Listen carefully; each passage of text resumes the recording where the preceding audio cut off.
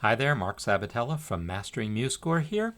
In this video, I just want to talk a little bit about inversions, and the bottom line is they're cool. So I'm going to show you a piece. This is Caro Mio Ben.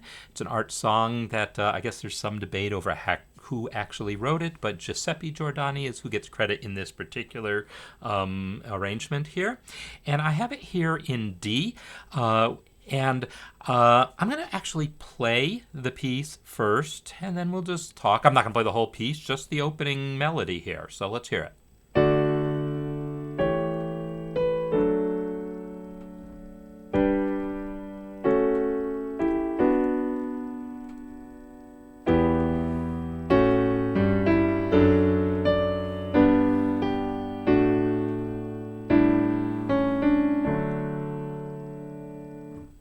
Beautiful piece, right?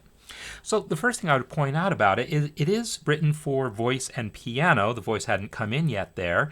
But if you look at what's going on here, it's largely kind of SATB, right? I mean, this could just as easily have been written for, a string quartet or a choir singing in four voices, right? It's treated in that sort of thing. Now, there's some places where we actually hear five notes at once, but that's really just because the bass note is being doubled in octaves. I mean, it's really basically a four-voice texture here. And so all the things that we learn about four-part writing kind of apply to how this piece is put together. And I'm going to play this with just the melody and the bass line. And check out, I'm just going to play even just the beginning.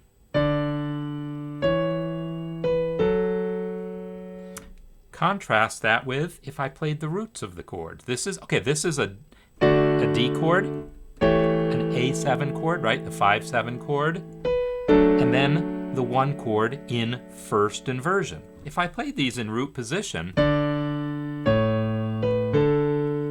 it's less interesting, right? I mean, yeah, there's nothing wrong with roots, but really, part of what makes this piece is that nice stepwise bass line, and then it continues stepwise. Those all happen to be roots. They just were roots that moved by step. And then, now that's a root position chord, E minor, and then A, but then stepping down, so we actually have an A7 chord, the 5 chord, with the 7th in the melody. In the bass. And then the 1 chord with the 3rd in the melody. In the bass, I keep saying melody. Root. But then this chord here is the 1 chord in second inversion. And then the 5 chord. And then the 1 chord. So we get this nice walking bass line at the beginning. It's not a walking bass line in the jazz sense of the word. And then we get in that fourth measure there.